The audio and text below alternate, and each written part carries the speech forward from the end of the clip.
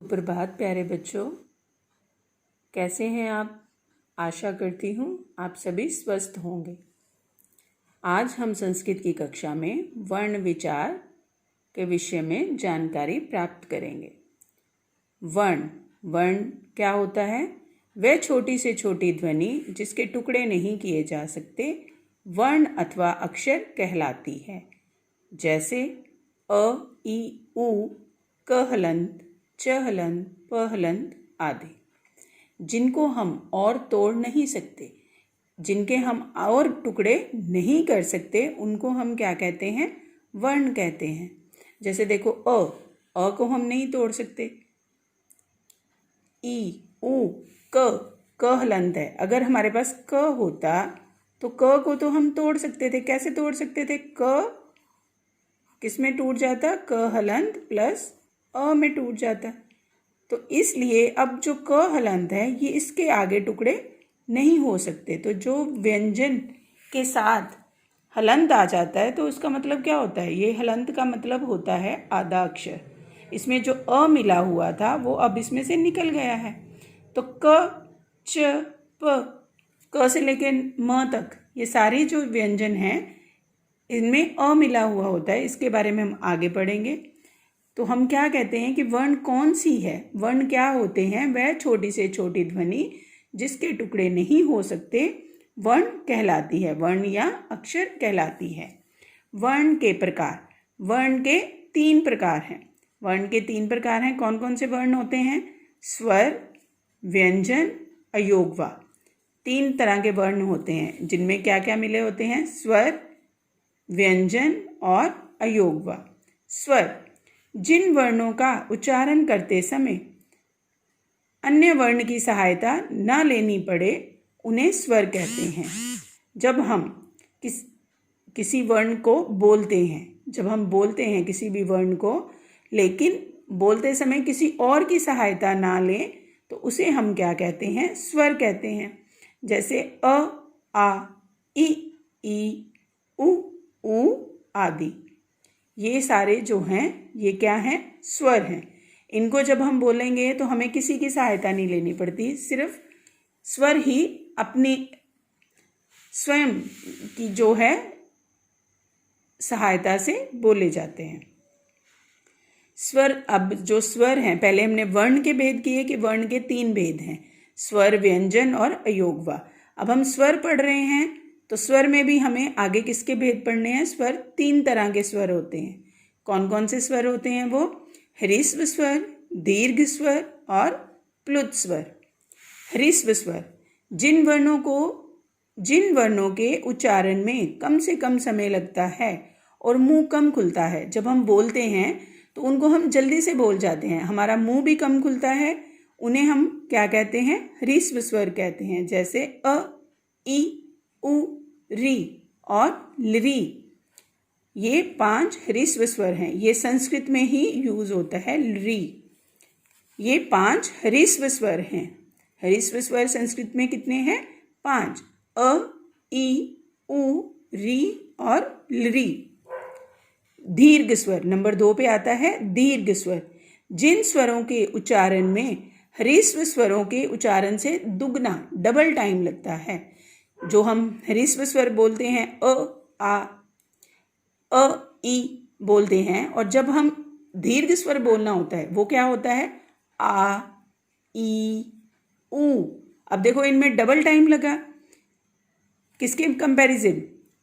ह्रस्व स्वर के कंपैरिजन में, ह्रस्व स्वर की तुलना में इनमें दीर्घ स्वरों में डबल टाइम लगा हमें, तो इसको हम दीर्घ स्वर कहते हैं। जैसे आ, ई, उ, री में भी पहले ये सिंगल है और नीचे अब ये डबल है। ये 4 जो हैं ये क्या हैं? ये दीर्घ स्वर हैं। ए, आई, ओ और औ ये संयुक्त स्वर होते हैं। उसके बाद नंबर 3 पे आता है हमारा प्लुत स्वर।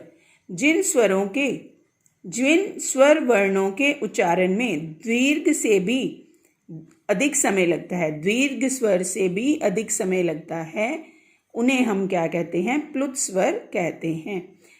प्लुत स्वर के लिए 3 एस चिन्ह होता है जो, उसका प्रयोग करते हैं। जैसे हम ओम शब्द लिखते हैं, ओम शब्द लिखने में जो ये हमने एस चिन्ह बीच में बनाया है, इसी को क्या कहते हैं?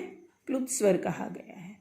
इसको बोलने में 3 गुना समय लगता है। जैसे इसमें हमने 1 लगाया, दीर्घ में दुगुना लगाया, और प्लुत में इससे भी ज़्यादा, तो तिगुना हो गया। तिगुना समय लगता है, उसे हम क्या कहते हैं? प्लुत स्वर। जैसे आप बोल के देखो ओम, तो कितना लंबा टाइम खींचा हमने, लंबा बोले, तो यहाँ पर ये क्या हुआ? यहाँ पे प्लुत स्वर हुआ हमारा। उसके बाद आता है व्यंजन स्वर। क्लियर हो गया आप लोगों को? वर्ण के प्रकार 3 प्रकार हो गए, स्वर, व्यंजन, अयोगवा। पहले हमने अब स्वर किया है। स्वर में क्या है? स्वर के 3 भेद हुए, ह्रस्व स्वर, दीर्घ स्वर और प्लुत स्वर। ह्रस्व स्वर में क्या लगा? कम समय लगा, मुंह कम खुला। दीर्घ स्वर में डबल समय लगा, दुगना समय लगा, और प्लुत में तिगुना समय लगा। अब हम नंबर 2 पे आता है व्यंजन। व्यंजन के बारे में बात करेंगे। जिन वर्णों का उच्चारण करते समय हमें स्वरों की सहायता लेनी पड़ती है, उन्हें हम व्यंजन कहते हैं।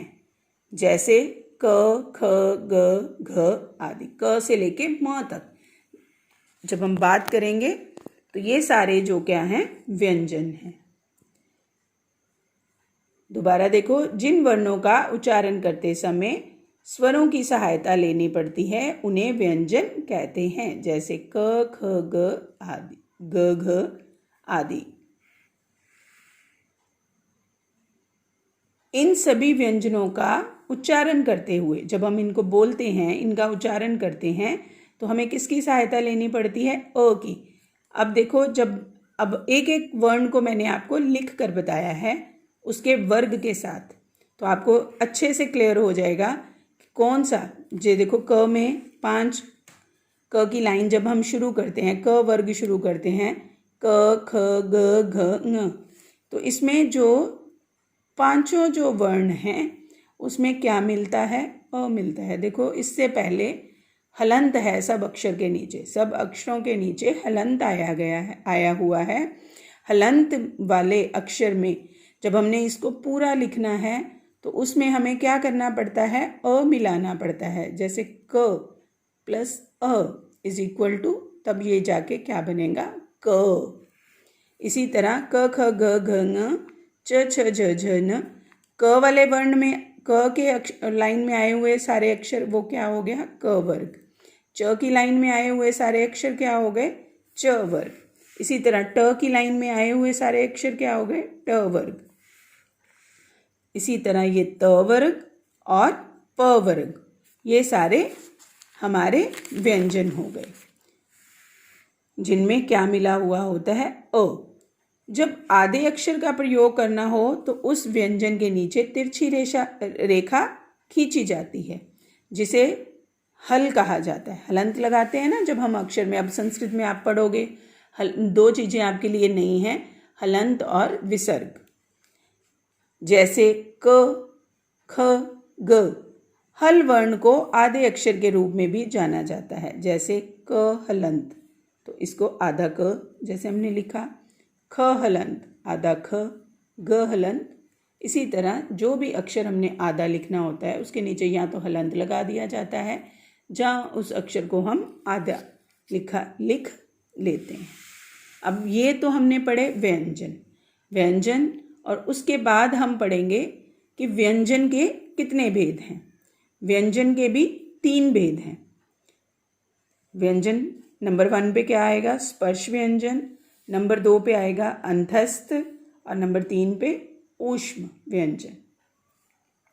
स्पर्श व्यंजन क्या होते हैं? जब हम जिन व्यंजनों को बोलते समय हमारी जो जीभ है वो क्या, मूर्धा, दंत, दांतों को, होंठों को, इन सब स्थानों को अगर छूती है, जब हम बोलते हैं, आप बोल के देखोगे, किसी भी व्यंजन को आप बोल के देखो, क से लेके ह तक के व्यंजनों को बोल के देखो, तो जिन जिन स्थानों को छूती है तो उनको हम क्या कहते हैं? स्पर्श व्यंजन कहते हैं। जितने ये हमने वर्ग लिखे हैं, 5 वर्ग मैंने लिखे हैं, ये सारे जो हैं ये स्पर्श व्यंजन के उदाहरण हैं। क वर्ग, च वर्ग, ट वर्ग, त वर्ग और प वर्ग। क से म तक ये 25 व्यंजन हैं और 5 वर्गों में बटे हुए हैं। ये सारे के सारे 25 जो व्यंजन हैं ये कौन से हैं? स्पर्श व्यंजन कहलाते हैं। उसके बाद हमारा आता है अंतस्थ। अंतस्थ में 4 वर्ण आते हैं। कौन कौन से वर्ण आते हैं? य, र, ल और व। य, इसमें भी अ मिला हुआ है। य हलंत प्लस अ इज इक्वल टू य। र हलंत प्लस अ र। ल हलंत प्लस अ ल।